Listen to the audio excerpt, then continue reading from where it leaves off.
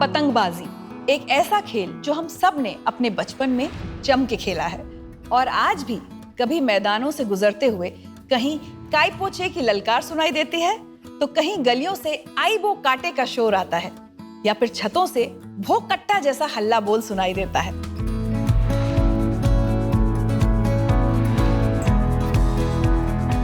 पतंगे सिर्फ हमारे खेलों और तीज त्योहारों का हिस्सा नहीं बल्कि ये एक अहम हिस्सा है हमारी आजादी से जुड़े कुछ किस्सों का भी।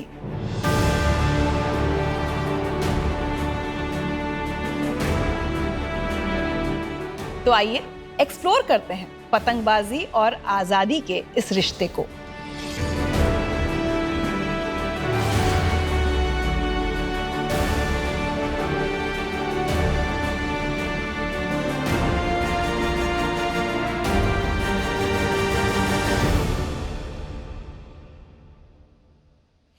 अगस्त यानी स्वतंत्रता दिवस के दिन पूरे हिंदुस्तान में लोग बड़े जोशो खरोश से पतंगे उड़ाते हैं।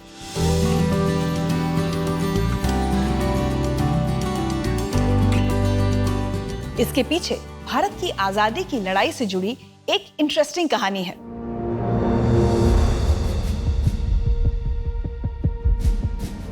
साल था 1927। नेशनलिस्ट मूवमेंट के जोर पकड़ने के साथ साथ अब भारत अपने संवैधानिक हक की लड़ाई भी लड़ रहा था। अंग्रेजों ने लोगों का ध्यान हटाने के लिए सर जॉन साइमन के नेतृत्व में 7 ब्रिटिश सांसदों का एक कमीशन बनाकर भारत भेजा, जिसका काम था हालात का जायजा लेना और उसके अनुसार अपनी रिपोर्ट देना। पर कमीशन एक बहाना था, असली मकसद था इंडियन नेशनल मूवमेंट की जांच पड़ताल करना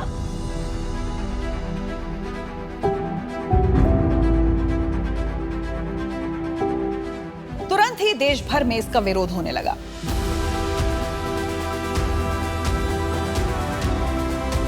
देशवासियों ने सड़कों पर नारे लगाने के साथ साथ एक अनोखे तरीके से अपना विरोध जताया। पतंगों पर साइमन गो बैक लिखकर उन्हें हर जगह उड़ाया गया।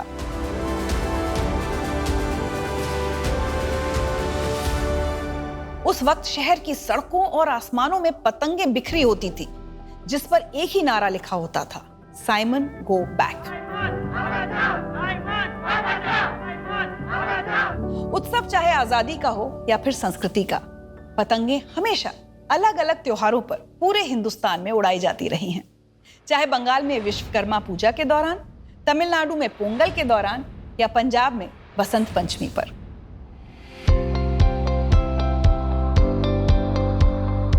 मकर संक्रांति का त्योहार ऐसा है जो पतंगबाजी के बिना अधूरा माना जाता है। उत्तर भारत और खासकर गुजरात, पंजाब और राजस्थान में ये हर साल 14 जनवरी को बड़े जोश से मनाया जाता है।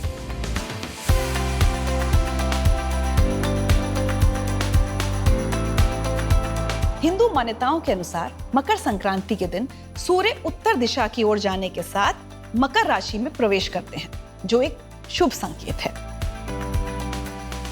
इसलिए इस दिन पतंगों को उड़ाकर देवी देवताओं को श्रद्धांजलि देने के साथ उनके मंगल आशीर्वाद की कामना की जाती है।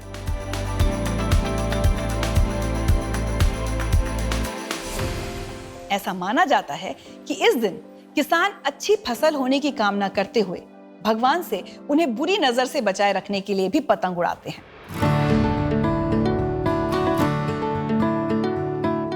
भारत का अहमदाबाद शहर परंपरागत रूप से भारत की पतंग राजधानी रहा है। यहीं पर भारत का एकमात्र काइट म्यूजियम भी है।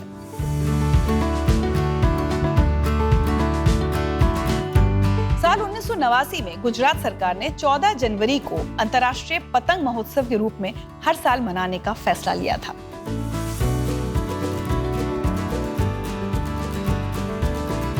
साबरमती नदी के किनारे होने वाले इस महोत्सव में लगभग 40 देशों के लोग हिस्सा लेते हैं, जिनकी पतंगबाजी के रंग बिरंगे नजारे देखने के लिए करीब 80 लाख लोग इकट्ठा होते हैं।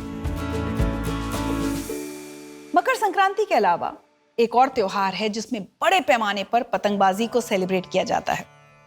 वो है पश्चिम बंगाल की विश्वकर्मा पूजा।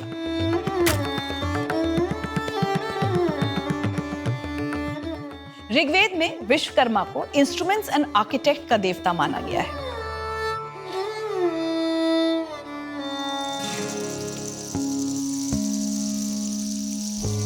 आज जमाने के साथ साथ पतंगों के रूप और उड़ाने की वजह भी बदल रही है।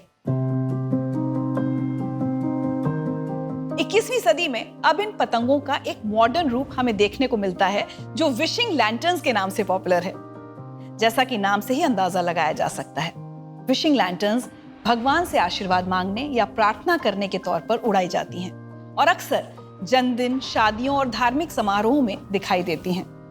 कई जगह इसे पुरानी बातों और नेगेटिविटी को त्यागने और पॉजिटिव एनर्जी को ब्रह्मांड में भेजने के रूप में भी देखा जाता है।